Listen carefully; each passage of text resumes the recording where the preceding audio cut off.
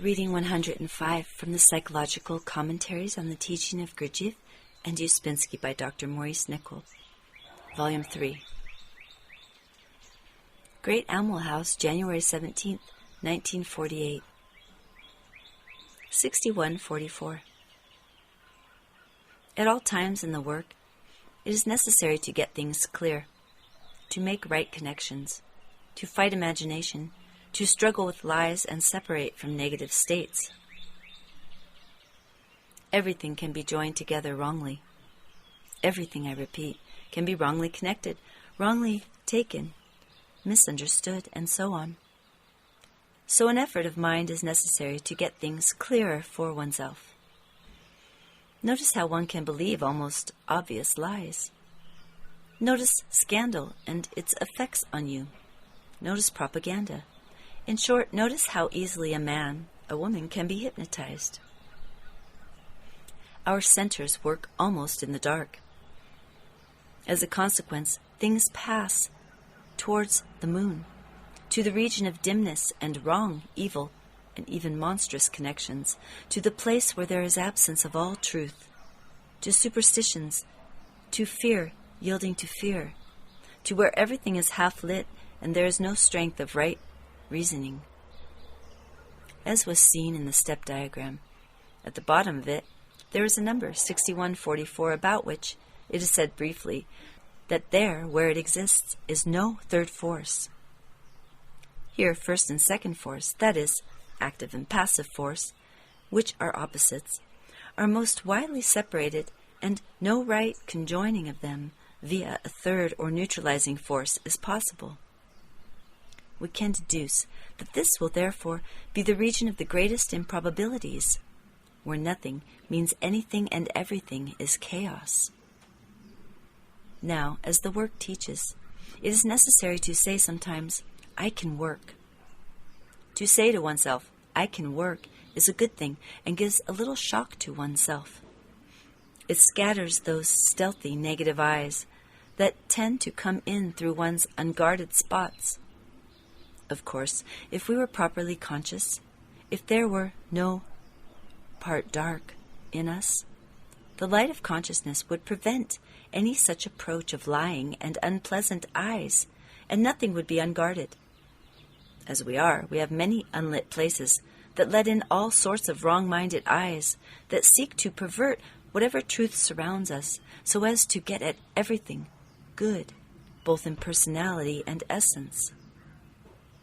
This is a struggle that is worthwhile, and in it is necessary to renew the sense of the truth of the work continually in one's most interior, private, real, almost wordless thought.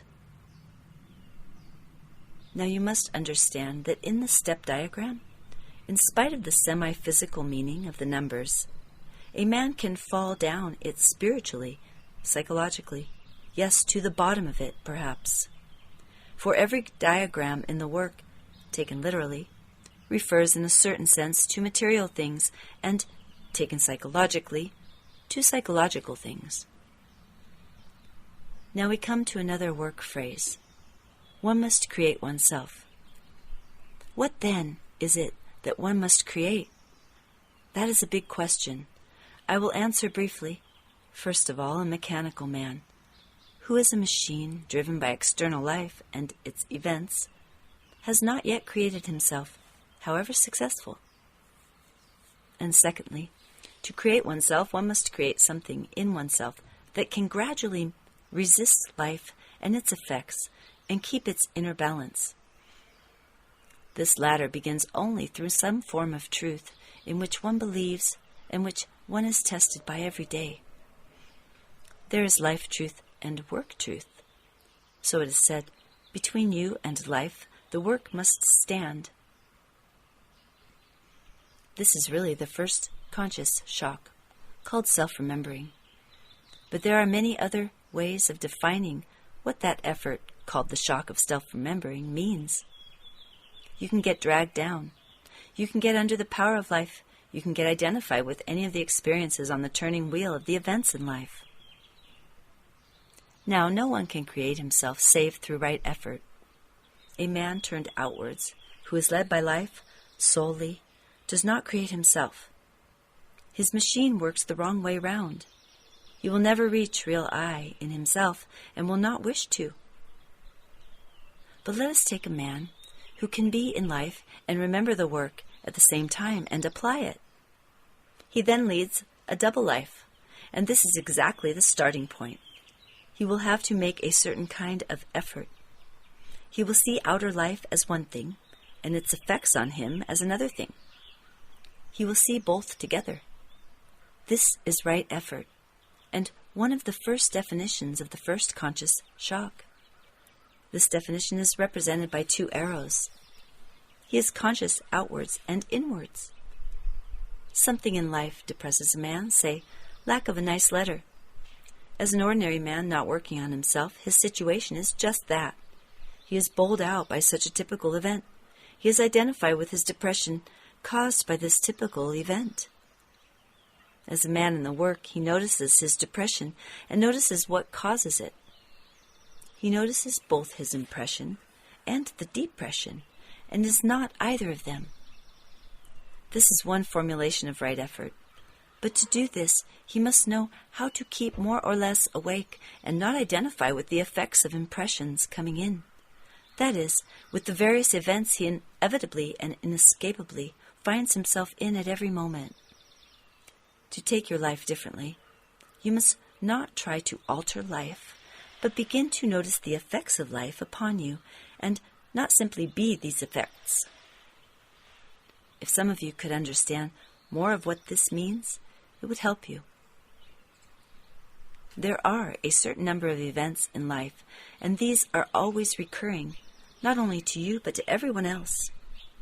At this moment, say, 60 million people are depressed because they have not received a nice letter. Yes, and you are one of them, let us suppose. So you are depressed.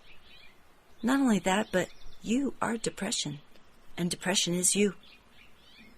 Now, right effort here is to notice the cause and notice the effect of the cause in yourself and be conscious of both. In that way, you get to real knowledge of your machine. The work says we are machines as long as we do not know ourselves. A machine cannot know itself, but a man-machine can get to know itself. That is the difference. All right effort is to know our machine and not go always, every moment, with its mechanical reactions. Then something else is created in oneself. Something forms behind this machinery, which you deny for so long, and this leads eventually to real I. At least this is the way. We are machines because real I, or master, does not control us. Instead, we are controlled by the events of life, entering us as impressions. That is, we are not controlled from within, as we should be, but from outside things. So we are machines. But we were not made to be machines, but with the possibility of being machines, unless we remember ourselves. That is, we were made with the possibility of creating ourselves and ceasing to be machines. The starting point is the observing of one's machinery and realizing that it is not I, but it that is acting all the time. The machine is acting, or rather reacting. This you call I. No, it is the machine. All right effort is about this question, this realizing that what one has taken as really oneself is not really yourself, but is a machinery, a mechanicalness laid down chiefly by imitation in your life. And what tragedies we suffer from this mistake we keep on making about ourselves. I remind you again of what Mr. Ouspensky said. He asked, "What is this work about?" People said, "To remember," and so on. There were many answers. What was the answer? I said, "To make Nicole passive." He agreed. And I fancy others agreed by the way they stared at me with lorgnettes and eyeglasses. An amusing thought, is it not? To think that some believe that this work and all the esoteric teaching through the ages behind it was simply to make Nicole passive? Yet, if you reflect, it is quite true, in my case. Yes, but it is also true in your case.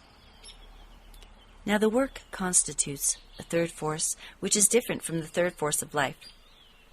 We spoke briefly about 6144 as having no third force connected with it, and said that this means the widest separation of the opposites, since nothing can draw them into cooperation, and the region of the greatest improbabilities. With no third force, there would be no conjunction.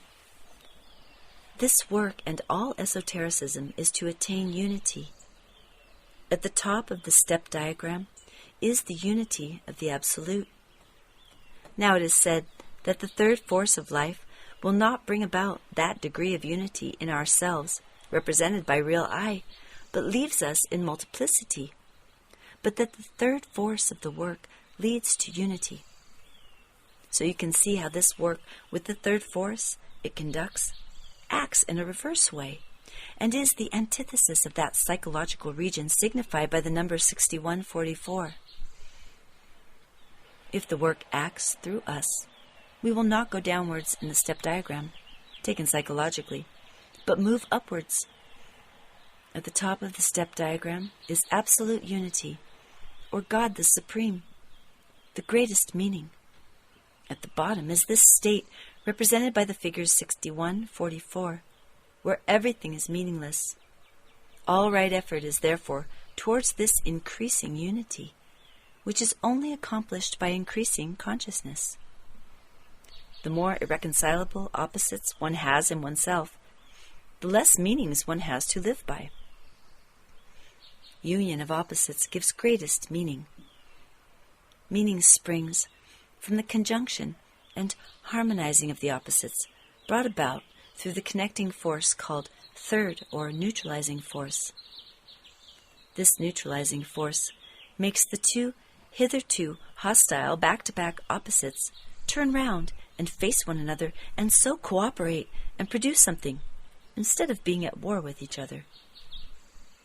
When I said to you that you must bring the dark side, the other side of you, the side not conscious to you, into the light of consciousness, and not imagine that what you admit to consciousness is all of you, I was speaking of this bringing together of opposites in yourself, of contradictions not acknowledged or even noticed.